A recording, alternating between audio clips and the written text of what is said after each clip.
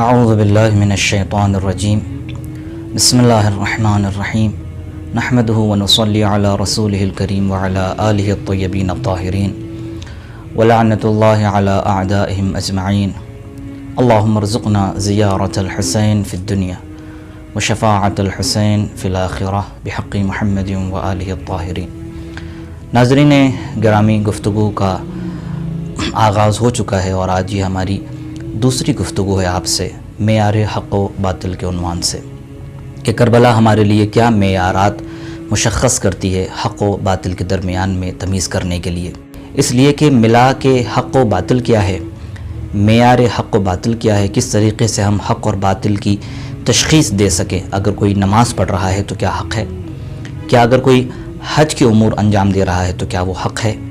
عبادت سے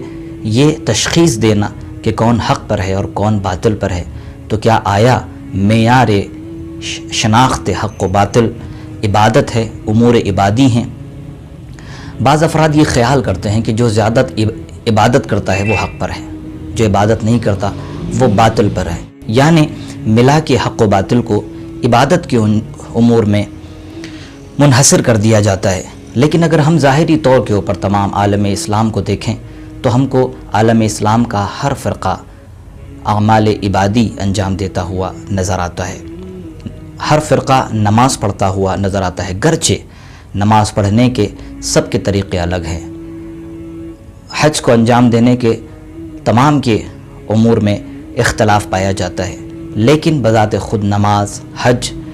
یا زکوٰۃ یا بقیہ دوسرے امور دینی انجام دیتا ہوا ہر فرقہ نظر آتا ہے۔ لیکن کربلا ہمارے لیے کیا معیار اور کیا ملاک مشخص کرتی ہے، یہ ہمیں کربلا سے لینے کی ضرورت ہے۔ صرف شیعہ اور سنی ہی نہیں بلکہ دنیا میں کسی بھی مذہب کو ماننے والا اپنے مذہب کے اعتبار سے اعمال عبادی کو انجام دیتا ہے، چاہے وہ ہندو ہوں، چاہے وہ سکھ ہوں، چاہے عیسائی ہوں۔ دنیا کا ہر فرقہ، دنیا کا ہر مذہب جو کسی دین کو مانتا ہے، جو کسی خالق کو مانتا ہے، وہ اپنے مذہب کے اعتبار سے دینی امور کو انجام دیتا ہوا نظر آتا ہے۔ لیکن کیا دینی امور کی انجام دہی تشخیص حق و باطل کے لیے کافی ہے؟ ہم کو کربلا یہ بتلاتی ہے کہ اعمال عبادی حق اور باطل کا معیار نہیں بن سکتا، اس لیے کہ اگر آپ لشکر یزید کو دیکھیں تو لشکر یزید بھی نماز پڑھتا ہوا نظر آیا اور لشکر حسینی بھی نماز پڑھتی ہوئی دنیا نے دیکھی۔ یہاں کے اوپر ایک روایت آپ حضرات کی خدمت میں نقل کروں جو آپ کے اور ہمارے چوتھے امام زین العابدین علیہ الصلاۃ والسلام سے مروی ہے، کہ جہاں پر امام اپنے والد بزرگار حضرت سرکار سید الشہداء کو یاد کرتے ہوئے فرماتے ہیں، لا یوم کیوم الحسین علیہ السلام، جیسا دن حسین ابن علی پر گزرا ویسا دن کسی انسان اور کسی فرد بشر پر نہیں گزرا ہے۔ ازدلف الیہ 30,000 رجل، کہ جہاں کے اوپر 30,000 افراد حسین کے قتل کے لیے جمع ہو گئے تھے، یزعمون انہم من ہذہ الامہ، کہ جو یہ گمان رکھتے تھے کہ وہ امت پیغمبر سے ہیں، خداوند عالم کی توحید کا کلمہ پڑھتے ہیں، پیغمبر کی رسالت کو مانتے ہیں، اور وہ یہ گمان کرتے ہیں کہ ہم امت پیغمبر سے ہیں۔ کل یتقرب الی اللہ عز وجل بدم الحسین، کہ جو حسین ابن علی کے قتل کے ذریعے سے خداوند عالم کا تقرب چاہتے تھے، یعنی حسین ابن علی کو قتل کر کے وہ خدا کے نزدیک ہونا چاہتے تھے۔ آپ نے غور فرمایا کہ امور عبادی کو انجام دینا یہ ملاک اور معیار حق و باطل نہیں ہے، اس لیے کہ جو کوئی حسین ابن علی کے مقابل میں کھڑا ہوا تھا وہ خداوند عالم کا تقرب چاہتا تھا۔ وَهُوَ بِاللَّهِ يُذَكِّرُهُمْ، اور امام حسین سلام اللہ علیہ اس قوم کے مقابل میں کہ جو قوم کہ جو لوگ اپنے آپ کو امت پیغمبر سے سمجھ رہے تھے اور حسین ابن علی کو خداوند عالم سے قریب ہونے کے لیے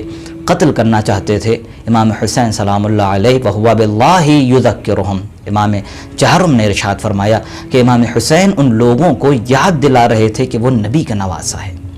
اور اس کے بعد فَلَا يَتَّعِذُونَ حَتَّى قَتَلُوهُ بَغْيًا وَظُلْمًا وَعُدْوَانًا، لیکن امام حسین سلام اللہ علیہ کی نصیحت سننے کے لیے کوئی فرد بشر اس وقت تیار نہیں تھا، لہٰذا ہم نے آج کی اس کلپ میں یہ جانا کہ امور عبادی ملاک اور معیار حق و باطل نہیں ہے، اس لیے کہ جو لشکر امام حسین سلام اللہ علیہ کے مقابل میں آیا تھا وہ خداوند عالم کی خوشنودی کے لیے، خداوند عالم سے تقرب کے لیے حسین ابن علی کو قتل کرنا چاہتا تھا، اور حسین ان لوگوں کو نصیحت کر رہے تھے، ان کو یاد دلا رہے تھے کہ وہ نواز رسول ہے، وہ فرستاد خدا ہے، حسین کا اقدام خداوند عالم کے لیے ہے، پوری نوع بشری کو ہدایت کے راستے پر گامزن کرنے کے لیے ہے، لیکن حسین ابن علی کی نصیحتیں ان پر اثر انداز نہیں ہو رہی تھیں، اور انہوں نے بغیاً و ظلماً و عدوانہ بڑے ظلم کے ساتھ حسین ابن علی کو قتل کر ڈالا۔ انشاءاللہ کل کی کلپ میں ہم یہ جانیں گے کہ لشکر یزید کا اعتقاد کیا تھا، لشکر یزید کا ایمان کیا تھا۔ والسلام علیکم ورحمۃ اللہ وبرکاتہ۔